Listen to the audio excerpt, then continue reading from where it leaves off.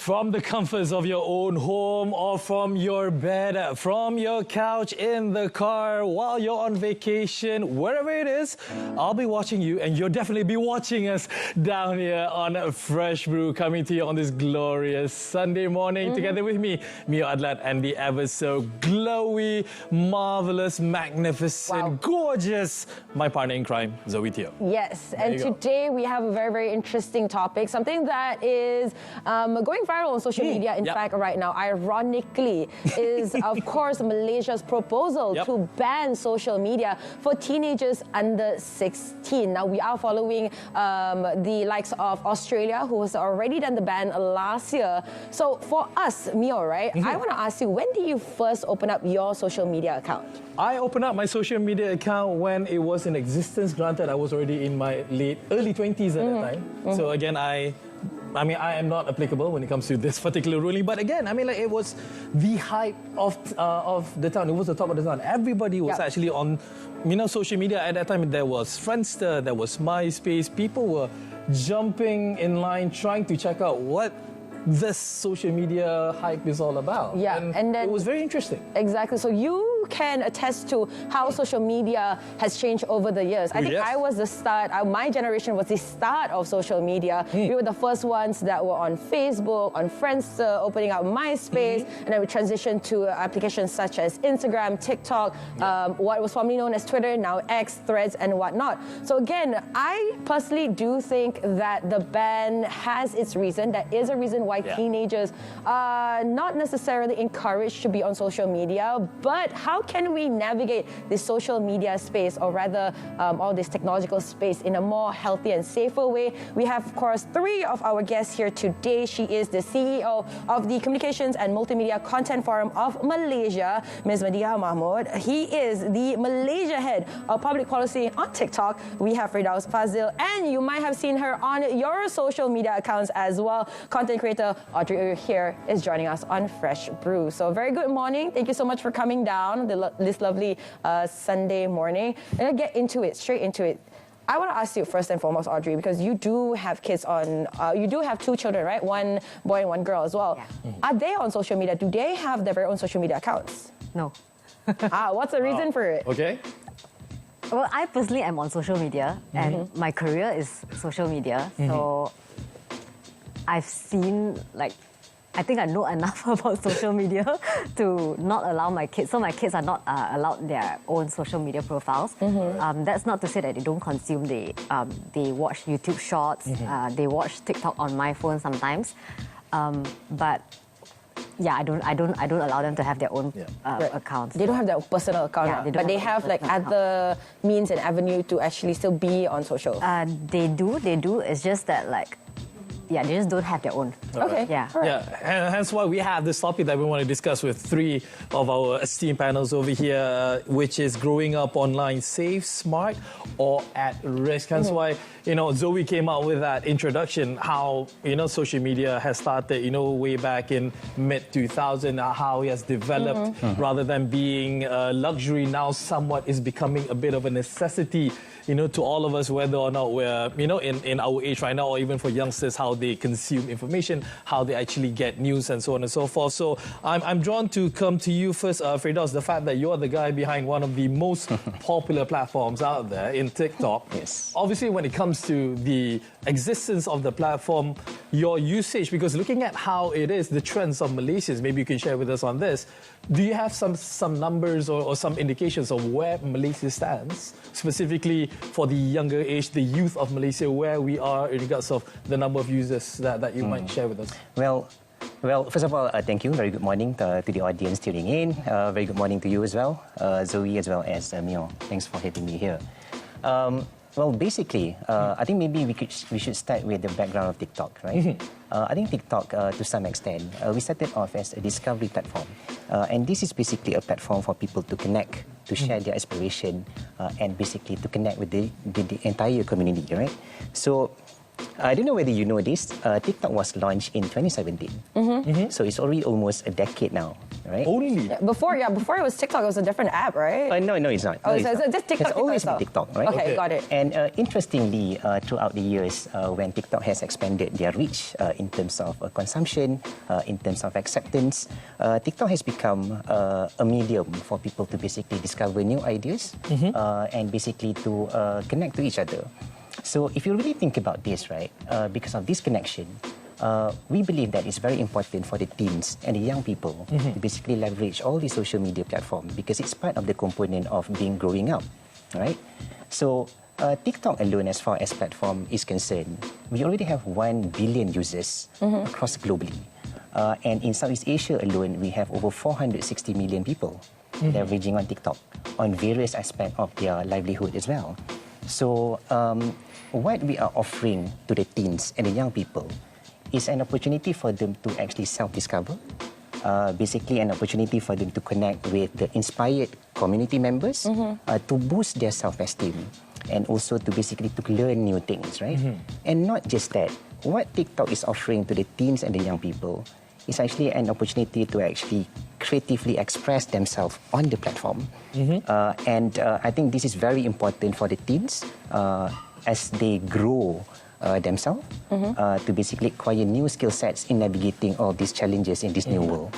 Right. So I can't reveal the numbers in terms of how many teenagers are there, but we do have a specific age classification as well as safety and privacy safety features that we have customized according to their age on social media platform. All right. Okay. So in your opinion, or based on what you've seen so far, how do you think internet access has actually changed kids nowadays on social? How has it actually impacted childhood experiences here in Malaysia? What do you think? Well, I know there's a lot of teens and young people out there using social media platform to actually seek validation, right?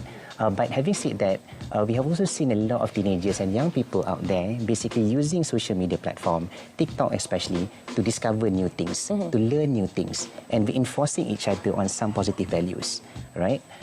And I think this is very interesting. And we have also seen that people, the young people and the teenagers, co-create content together with their parents as well. Right. So I think there's a lot of positive usage and behaviors that has been demonstrated by the teenagers when it comes to social media. All right, we're going to take a short break, but after that we're definitely going to be coming to Medea and asking her about the safety bits of it, because again, she's the one who makes sure that it is being safe, actually. I mean, one of the people who are responsible for it, I guess. But yeah, we're going to take a short break right now, so do not go anywhere. Stay with us here on Fresh Brew.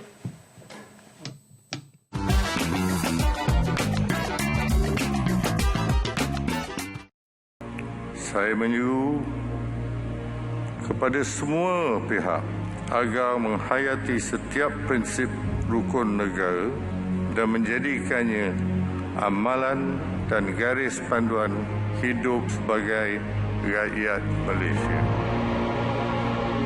Maka kami, rakyat Malaysia, berikrar akan menumpukan seluruh tenaga dan usaha kami untuk mencapai cita-cita tersebut berdasarkan atas prinsip-prinsip yang berikut. Kepercayaan kepada Tuhan. Kesetiaan kepada raja dan negara. Keluhuran perlembagaan. Kedaulatan undang-undang.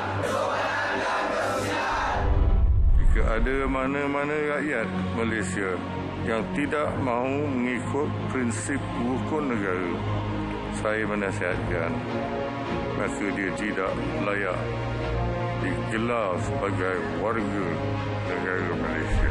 Negaraku, negaraku, ku beri sepenuhnya, ku beri sepenuhnya demi negara.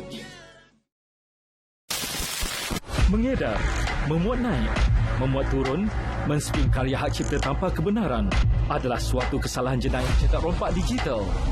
Cetak rompak digital adalah perbuatan jenayah seperti menyediakan atau berkongsi akses ke suatu lokasi dalam talian bagi apa-apa karya hak cipta kepada orang lain tanpa kebenaran.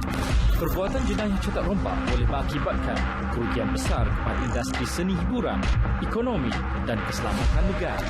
Antara impak negatif tersembunyi aktiviti cetak rompak digital kepada pengguna dan masyarakat ialah pelanggaran data pribadi, serangan virus komputer, risiko scam atau penipuan, perjudian dalam talian dan kandungan tidak bermoral atau lucah. Mana-mana pihak yang terbabit dengan jenayah ini akan dikenakan tindakan tegas di bawah Akta Hak Cipta 1987. Jika ada sebarang pertanyaan, hubungi saluran rasmi berikut.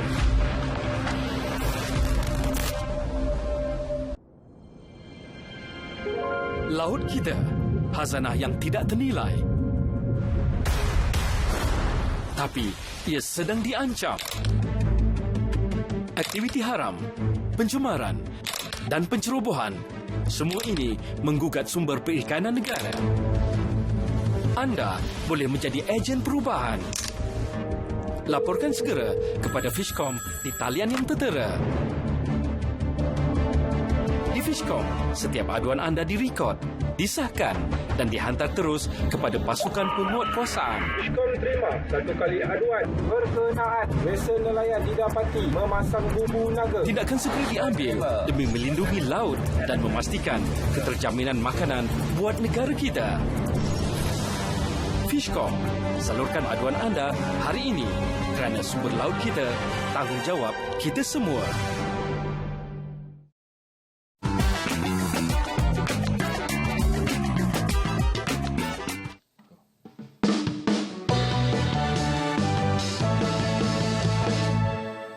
Yes, that was Shockwave Band opening up our show here today. So not only are we talking about how to stay safe online, especially if you have kids under 16, or I would say under 18, you still need to be staying safe. Yep. We do have a DIY segment with our DIY guy, Mr. Johnson. He is here to keep our devices safe. So Johnson, what are we doing here this morning? Kaki repair, what to do? Okay, so because as parents, right, we are often, at risk because the technology moves so fast, right? However, just like any digital technology, as long as we master the tools, okay, then we can be in control, right? So today we're going to talk a little bit on the software side of things.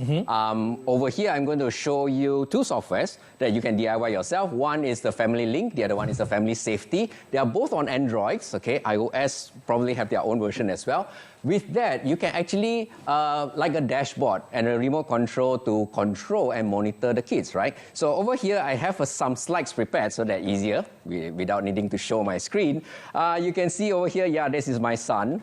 So today, I simulated, he has 6 minutes of online time, and now the phone is locked up because, okay, today is a schooling day, right? Okay. Yeah, Not allowed more than 1 hour. Yeah. So he online probably just to check his messages before he goes to school, and now he's in school, so the system, the phone is locked up, right? Right. But at the same time, I also limited some of the software that he can use, okay? So like Instagram and all that, cannot go more than 15 minutes on Instagram per day. Google Chrome for an hour, things like that, so that he can do his research, right? So from here as well, I can also block softwares that he won't allow to use and so on and so forth, right? Okay, and then some people will ask, how about on the laptop? Because nowadays kids use laptop, right, for schoolwork. So over here is Family Safety from Microsoft. Over here as well, the same thing. I limit the laptop usage to 2 hours per day. And from there, I can also monitor what type of content is he looking at. At the same time as well, you can also filter by the sites, filter by the keywords that he can search for, he and she, and so on and so forth, right? So basically, literally being the third eye in looking at the activities or whatever it is that son is doing on the digital platforms. May we ask, how old is your son again? 14 this year. He's 14. All right, so he can't use social media right after this, right? Because again, 14... Still can. Oh, you mean after this policy? Yeah, probably not. Yeah, probably definitely not. So yeah. But I do want to ask, Jazz and Along specifically, you guys, I mean, like, you look like you have kids. I mean, I don't know. I mean, like, I may be wrong, but I think you're old enough to have kids, I think, out there. But perhaps, do you enforce your kids when it comes to usage in regards of their mobile devices, iPads, and so on? Yeah, but not most of the time. Yeah. I do spend more time on outdoors activities. Yeah, oh, that's a very good answer. Yes. Very good answer. Or in social media term, go touch the grass. No to social media for him now. Okay, He's no 7 years old. All 7 right. years old, no. All right. So anyways, thank you so much again to those of you who are watching back on the show with, of course, Puan Media Mahmud, Tuan, Mr. Firdaus Fazil, and also Audrey Oi. I'm going to call back to you, right, Madiha? I'm going to ask you, what are some of the main online safety concerns that we have for especially kids who are on socials right now? I think if you ask me, there are a lot of things that people are worried about when you have kids, underage kids online. But the biggest harm would be if you look at things like CSAM, which is child sexual abuse materials. That's the biggest thing that people are mostly worried about. And it's no longer like, for example, 20, 30 years ago, and when the terminology was still child pornography, and then we changed it because we don't want people to confuse that with entertainment, right? But now when you talk about such content, it is content that the children can produce themselves, unknowingly or knowingly, but unguided. And you also have the issue of how the proliferation of use of AI can also produce the same thing. So that is the biggest concern. But you also have things that you worry about children being exposed to inappropriate content. You worry about children interacting with adults who they shouldn't be interacting with, who might be grooming them for nefarious reasons. There are also issues about children who might be engaged in, if their parents are not savvy enough not to connect their credit cards with certain accounts, if they're gaming, they could inadvertently be spending a little bit too much. They could be exposed to ads that lead them to, I don't know, gambling sites. So these are things which are risky for children online. If they're present there unsupervised, those are the certain risks that they can be. And especially if they're communicating with each other. There's also the issue of, we were always talking about cyberbullying, extortion, stuff like that. I mean, that's the scary bit because, again, speaking from experience as well, I do have a 16-year-old daughter who is, again, I would say fortunately, she uses her tablet, very much so, because the school requires her to use a tablet. But granted, the school as well has confined all of the, the students' usage in regards of, you can't actually go online too much. There's no social media access at all at school. But having said that, I'm drawn to Audrey about this because, again, like you said, like you do have kids, and you yourself, you're a content creator. You're very much out there. You have hundreds of thousands of followers out there who looked upon you, for advice and your content, enjoy your content and whatnot. But then going back to your kids and you say that, no, this is like mummy's work, you can't actually do this, it's actually dangerous. How do you actually advise, or how do you bring along your children, along your ride? Granted, this is actually something, this is your bread and butter, you need this for your career. So I think when I started, because I started blogging, and this was back in 2004. Yeah, I remember reading blogs way back when. Blogging? No, okay. Yes, I know. That old, yes. Remember, it was just blogs back then? This was before social media. So I've always had an online presence, and ever since the beginning, like, I've already had an income, so it turned into a career before it was even a thing. So I think when I had kids, I didn't think too much about it. It was just part, because I was always sharing about my life. So when I had kids that time, it was just a natural part of my life that I was sharing. And there was no, because there was no social media, so there were no concerns about, all this online safety and things like that. So I think we just went ahead. I just went along, I just lived my life creating content to this, until like today lah. And I guess I create content, so I feel like it's a bit hard to pull back now. Because like we went into it. We went into it before like it was a thing. And I was just talking to somebody like at lunch about this just today. Sorry, yesterday. Where basically she also asked me the same thing, and I said that like I don't really have an answer. I feel that like every family has, like, you have to figure out what's right for your family. But for our family, right now, because of the things that we share, we also gain a lot of opportunities. But at the same time, I'm also worried about the privacy. So right now my kids are old enough that we can have discussions. So maybe on the other hand, you can also say that they are still minors, so technically they cannot give consent.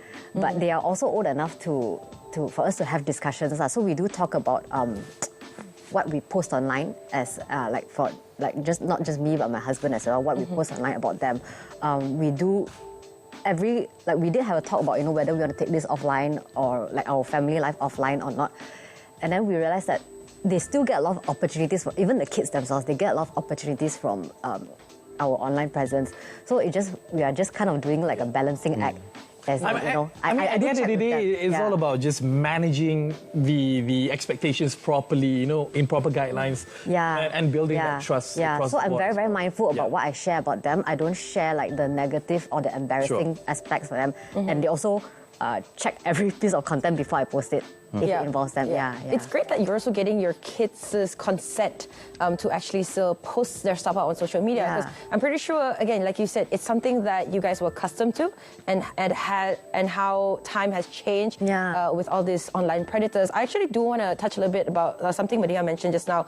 Authorities have actually seized nearly 900,000 child sexual abuse material files under Oops Pedo 2.0 from September 23 to September 30th in 2025. So this is something that's, again, a very scary number. And a lot of, coming with Malaysia wanting to ban social media for children under 16, there's still ways for us to get on social media. Right, Johnson? I'm pretty sure when we were a lot younger, you use our parents, because I think the way that they want to move forward is that it's either through my digital ID or they're going to try and identify using your IC, a picture, and that's when they can be like, okay, you're not 16, you're not allowed to have social media, but you can still lie. You can still use your parents' IC identification number. You can still use your parents' face. So Madiha, maybe you can get advice to parents out there who are just nothing gonna happen to my kids lah, nothing one lah. I monitor them all the time, but in fact they don't have that literacy. They don't understand that it's actually dangerous being on social media. Actually, that's exactly it. The literacy, the digital literacy behind it, the media literacy behind it. We all have a role to play, right? I mean, platforms already invest in their trust and safety mechanisms. Parents also need to remember that they need to have conversations with their kids. There are children who will find the ways to circumvent whatever ban that comes through, which will then lead to two groups of children, one who's being unsupervised, one who's being completely banned out of the whole social media thing, which is a different conversation altogether. But it's very important for us to make sure that as parents, not only do we supervise their devices, we also continue to have conversations with them, because you started off talking about child sexual abuse materials, right? And if we want to prevent our kids from, getting into that, we always have to start the conversation from a very young age appropriate ways to talk about body autonomy, about things about privacy, about things, where you're what stuff you're allowed to do and what stuff you're allowed to share and not share.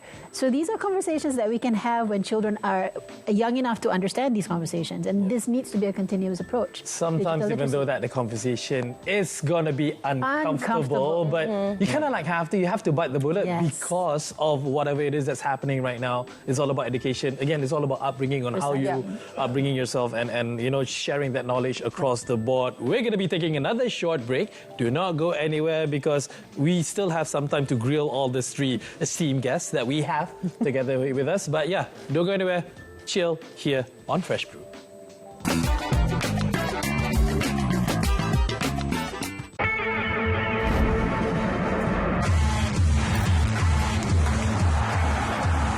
It's showtime, baby. Come on. They say it's just a game. They say it's only about the winner. They say only the players matter.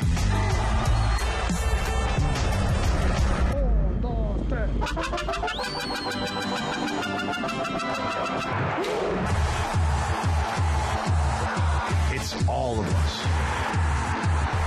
Together. This is a walkout. Keep it listening. The greatest show there's ever been. You're going to have the best time. Juntos. Un torneo. One world. And just remember, it's football, not soccer.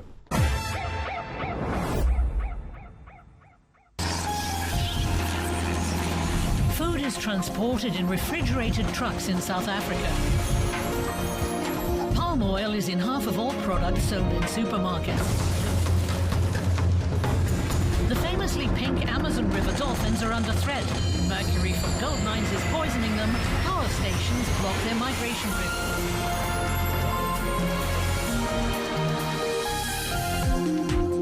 Welcome to Global Ideas.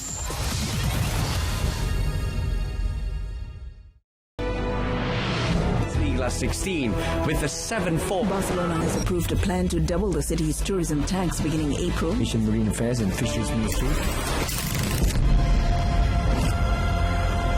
As Thailand as well, there are item spots in Mexico.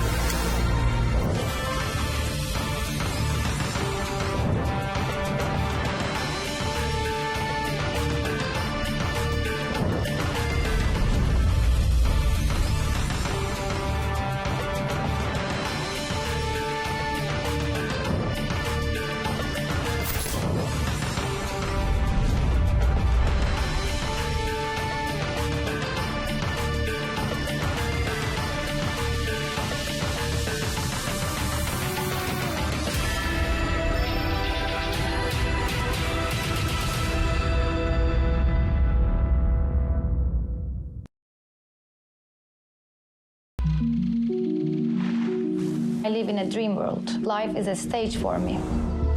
The concept of a person's house as his castle is still very relevant. We have 5 different seasons. We have different terroirs, different cultural influences. Time should not be a barrier for you to explore things.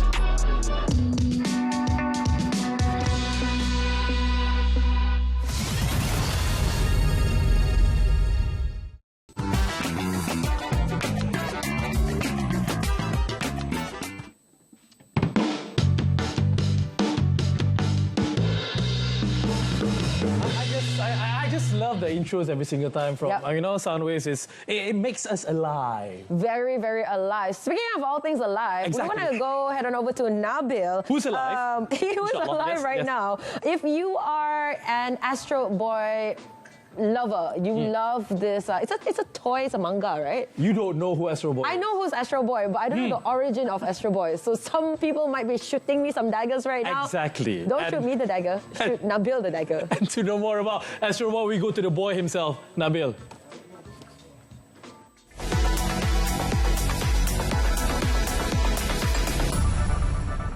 Wow! All right, everybody. My name is Nabil Zakaria, and here we are in Ampang Jaya, and we are here to check out Jimmy Yap's Astro Boy collection. But I think we are here more than just for his Astro Boy collection, because look at this place. Is this a gallery or a house? And I've been told that there are more items inside to check out. So, without further ado, let's go inside. Ooh. Oh, hello. Hello, nice Jimmy. To meet you. Nice to meet you too. Hello. Good morning. Yeah, welcome. A beautiful house, and I already see Astro Boy. You see? Okay, so let's check out more Astro Boy inside. Okay, come. Thank you, Jimmy. Please. Ooh. Yeah, so this is my house. So we have the plant here.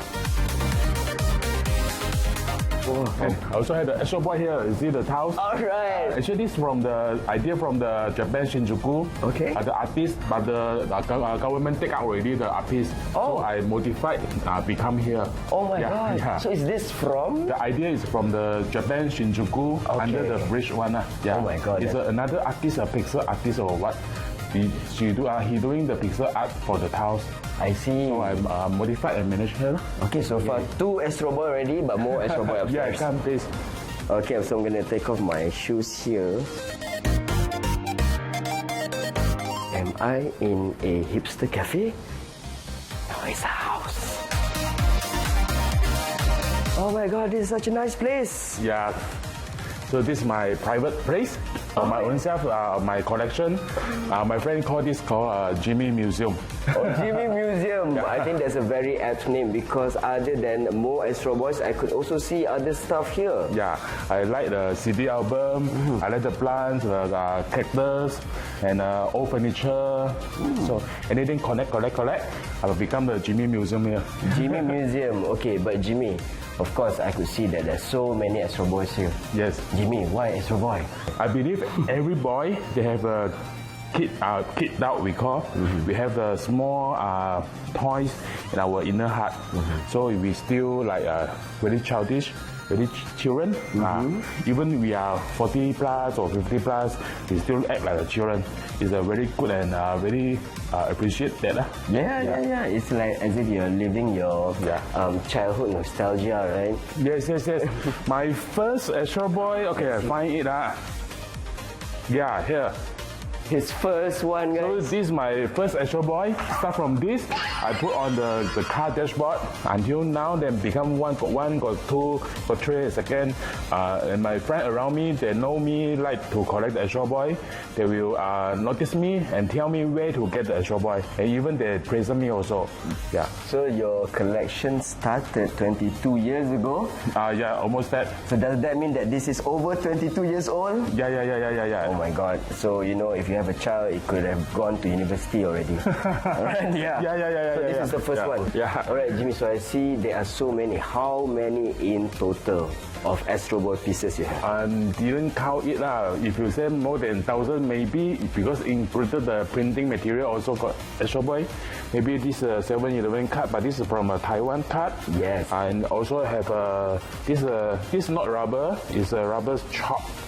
So you can ink pad, anything. Okay, more than just figurines. Yeah, more than that, and a small car. I'm not sure, but I display all the figure and some maybe broke and maybe the bento box. You can see here, this lunch box, the iconic one. You see. Oh my God! Even with the characters of this is a family of the writer. I see. Yeah, the the writer. Yeah. Oh. The old man, the Tezuka production. Yeah, it's from the artist.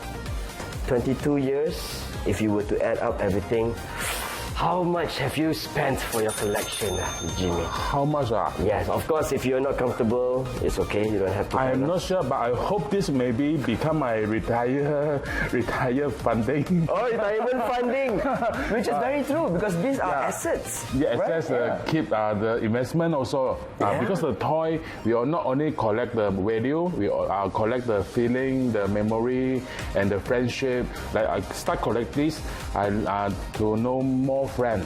I have the toy friend and the design friend. All of them, they love me, and some do special design for me, and maybe sell cheap for me also. Very good price also can.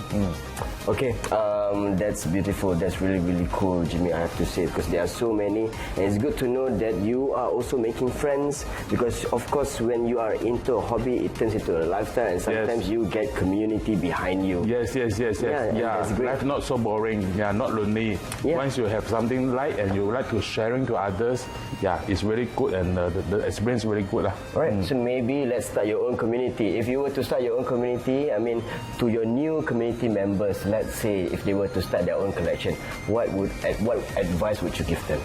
Don't count the variable, you count the memory and the meaningful for you. Because I like the Astro Boy because I'm the single child at home. The children time, family not so supportive to the game, the toy, because no sharing the Olensan not buy so many So until when you're working, when you got the funding, then you can buy and invest for yourself also So make it yourself happy.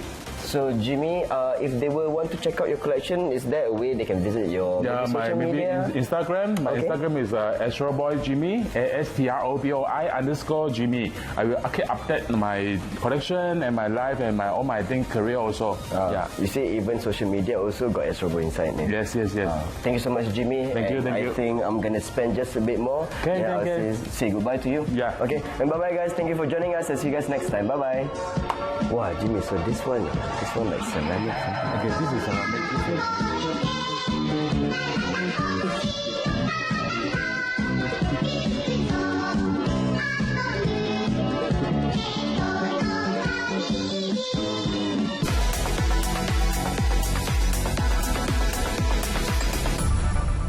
So that is Astro Boy for all of those like Zoe who doesn't know. I know Astro Boy, okay? Actually, Astro Boy. So if you got other kind of memorables that you are kind of a collector, maybe you can drop us, on our socials. Maybe we want to hear from you guys. Maybe we can do an expose on you guys. Maybe you have a Doraemon head or Dragon Balls, suit or whatnot. Yeah, could be something. Share your love for your hobbies to us. Again, tag us on socials. We are @freshbrew_RTM. Now we're head back to yes, we have to be safe. Speaking of being safe, we have Johnson who is going to teach us on how we can keep our devices safe from our kids. Because this is my genuine phobia. I don't know if you guys can relate. Is somebody hacked my laptop and then they can access to my camera? Because it was a major thing in the mid-2000s. So Johnson, how to keep safe? Okay.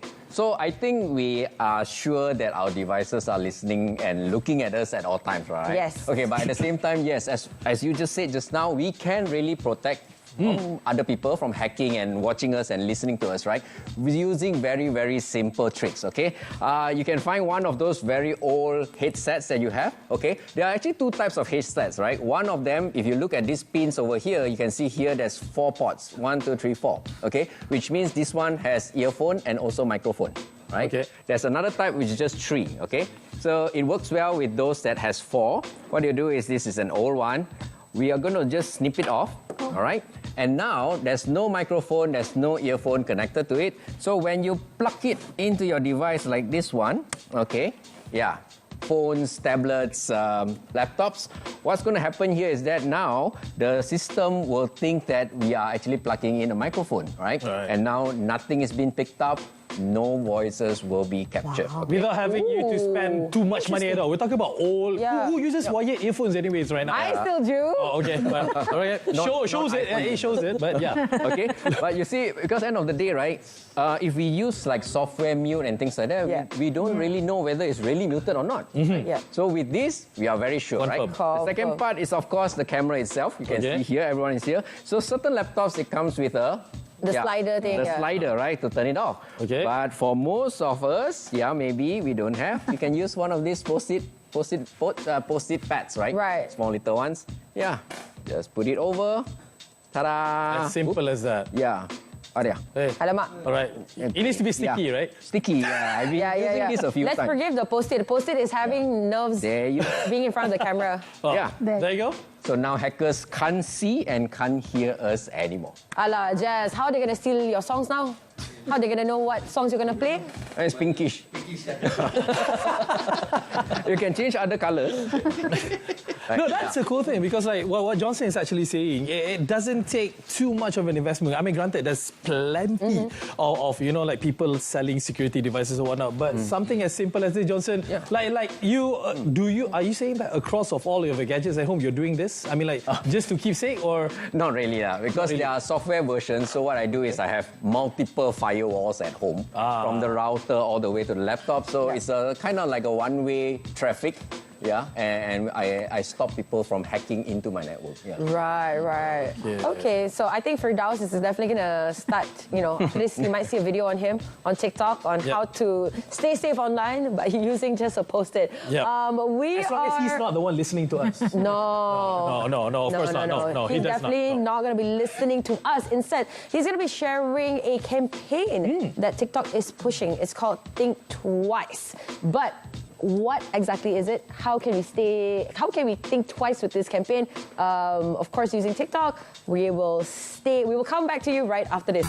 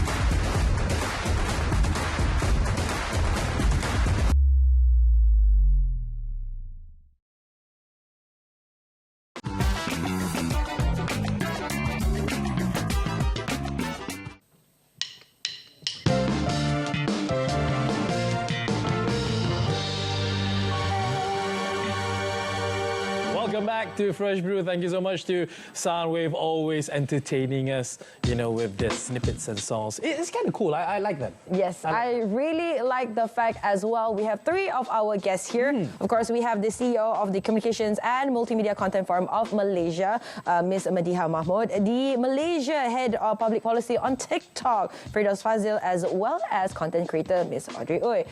We're going to slowly wind things down because we're already at the end of our topic, which is keeping your kids safe online. Yes. So again, this generation, I'm pretty sure all three of you can relate, rely very heavily on social media. I think there's no social media, everyone's going to go crazy, right? You have a kid. I have two kids.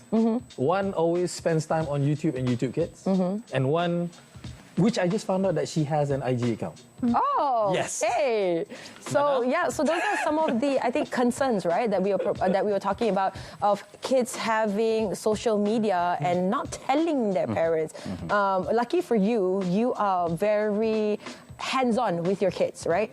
How do you then, for the parents out there who want to have this conversation, who are like, I really don't want my kids to be on social media, but they have to be on social media.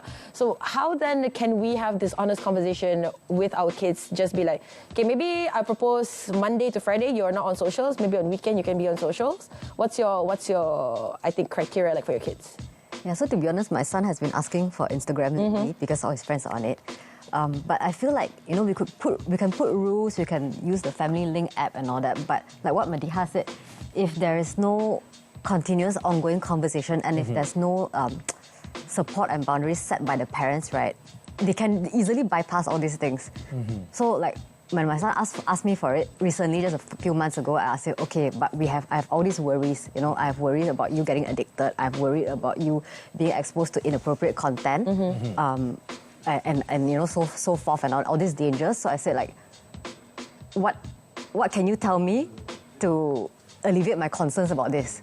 So I guess it's more like I view it as more of a cooperative process, because I don't believe that I can just put down rules and they will keep following it.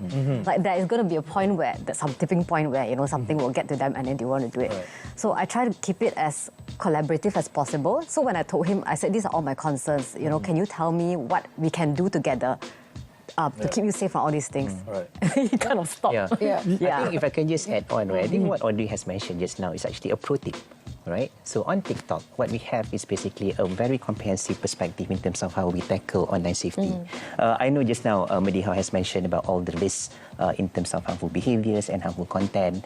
And I think I hear yourself concerned from the parent perspective in terms of potential harmful effects that might affect the young people as well on the teens. So on TikTok, allow me to just spend about a couple of minutes. There are 4 ways of us tackling this from TikTok perspective, from platform perspective. Number 1 is basically tackling this from policy standpoint. So we do have a very stringent community guidelines to basically outline the do's and the don'ts on the platform. That's number 1. Number 2 is basically the practices in terms of actually moderating the content using the automated system as well as human moderators at the back end, right? So we also have incorporation of product safety by design. And this is very interesting because this is where we enable the concern of the parent being addressed as well.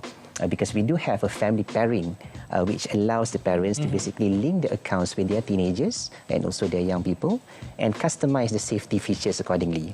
Now, interestingly, on top of that, all the teenagers' accounts have been customized accordingly in terms of preset safety and privacy features.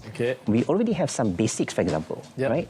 For those who are under 16, for example, we are not allowing the users to basically enable a direct message, especially from strangers, right? Think about the strangers DM and engage that communication. So we don't allow that to happen. We don't allow user under 16 to also enjoy a gift, going live and do giftings, right? In terms of monetization, we don't allow that. Now, if a parent have certain concern and want to create a more restrictive or more prescriptive experience in terms of safety and privacy, they can actually use a family pairing to customize it further. All right? So that's how we enable that empowerment the parents to basically control. To borrow whatever it is that you've just shared with us, again, I'm drawn to Madiha over here because I think, amongst the three, I think you'll be the best to answer this. As much restrictions as one has applied, people still break the law in regards to, cutting double lines, driving without seatbelts or whatnot. At the end of the day, rules are there to be followed, but without proper supervision, without proper guidance, and the upbringing actually of the family, nothing can actually work. So your final thoughts about this: social media, harm, safe, being restricted, what would be your advice to the whole world, especially to parents with young kids and teens? Yeah. I think for parents, like Firdaus has talked about all the things that the platform has provided the parents to do. The parents need to know about and use it, but also the conversations that you need to have in the old school ways. If you're so worried about with rotan and whatnot, is it old school? No. Okay, no. Cannot use rotan, Johnson. Cannot. But the old school way, like for example, my internet exposure was in a family room with the PC facing everyone. Oh yeah, right? That was my internet exposure. So if you want your teens, your kids may say, I want an Instagram account, I want a social media account, my TikTok account because my friends have it. That peer pressure is real. Yeah. But in a way for you to find a midline to that is, why don't you have them expose themselves to social media with them? Allow them, for example, an hour of social media time in the living room with you. So if they encounter anything that is possibly harmful or something that you don't want them to be exposed to, you're there to have that conversation with them. Because I really think it's also a consideration we need to think about. If you ban them, they have zero exposure, they turn 16, suddenly you're exposing them to that. Are they ready to be exposed to things that they were never exposed to in the beginning? So I think the whole ecosystem needs to be prepared, because the main aim for all of us is to protect children, and I think the best way to do that is collaboratively. So if I can just expand this further, if I have some other times. You got 30 seconds. 30 seconds, okay, 30 seconds, So the thing about the family pairing, right, it is not just meant for surveillance. It is not a surveillance machine for the parents to the kids, right, to the young people and the teens. It is meant for us to cultivate a structured conversation between the parents and the teens, right? Because as I mentioned earlier, we already have a default privacy and safety standards applied to all these teens. What we wanted is a more curated, co-developed safety protocols, I would say, between the parents and their kids. So I think that's more important. Of course. The reason why we have these kind of features enabled. This again. I think parental control, initially I thought it was like, what a ridiculous thing. And as I grow older, I'm like, yes, parental control is real. It should have across all devices. So unfortunately, we have run out of time. I would love to dig into this topic again. But to those of you who are watching at home, you can share with us your thoughts on your kids being on social media and growing up in the online world. Should we completely ban them and then at 16 years old allow them to roam free? Or should media literacy be actually taught in school in an earlier age? Again, our social media accounts are at @freshbrew_RTM. Give us your thoughts, give us your opinions. And again, we want to thank all of our 3 guests here today. Before that, regarding to the policy that you mentioned earlier regarding this ecosystem, Audrey, what do you think about it? Like, do you think it's better for our kids to be involved in this? The whole family is more involved in your social media footsteps. Sorry, can you repeat the question? So, what do you think about this whole? What about TikTok's introducing this policy of having this whole ecosystem being like getting the family to be involved as well in monitoring your social media rather than being in a silo kind of thing? Yeah, I think this is like when you were speaking, I was thinking that this is actually the best approach because we can't stop them. You know, if they really want to do something, they are going to do it whether we are there or not. And I would rather be there in the room with them. We are amplifying this campaign via our Think Twice campaign. This is basically our flagship digital literacy campaign that we have launched since 2014. So I do encourage all the audience out there to basically visit our Think Twice, hashtag Think Twice on TikTok. We have received over 1.4 million visits on using this hashtag. And we have over 400 million views of all the content related to all this educational content related to online safety. So we do encourage all this audience to visit this hashtag on TikTok. Johnson, you need to think twice to use TikTok? Yeah, that's why. No. can control. No, of course, I mean, like, again, as parents as yourself, right? I mean, it is something that, unfortunately, it is something that is quite foreign to us because, again, there's something new that we need to adhere to it, right? So, your thoughts about just either using stickers and, cutting your cables, what else you think that we can do? I do agree that we should have this conversation, tell the kids what's right, what's wrong, choose the right thing, right? Yeah. Because it's not just social media, there's so many other stuff outside, right? There's so many other vices. So, I guess that's the best way. Speak to the child. Awesome stuff. All right, that's it. Again, if we are given the chance to talk about social media, I don't think the time that we have down here is ever enough. But thank you so much to all of our guests here. Again, we have Madiha Mahmud, the CEO of the Communications and Multimedia Content Forum of Malaysia. We do have Firdaus Fazil as well, Malaysia Head of Public Policy, TikTok. And we have 4 Feet 9, Audrey Uy, content creator. Thank you so much for all of you being together with us. And also, not forgetting our Kaki Repair, Johnson, who's always with us to share about all the repairing skills, and not forgetting our band here, Sound with serenading us. Shockwave.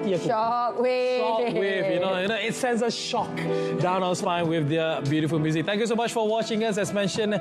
So do follow us on socials, and we do hope to see you again on the next one. My name is Mio Adlan. My name is Zoe Teo. Bye, everyone. Have a lovely Sunday. Ciao. If I could change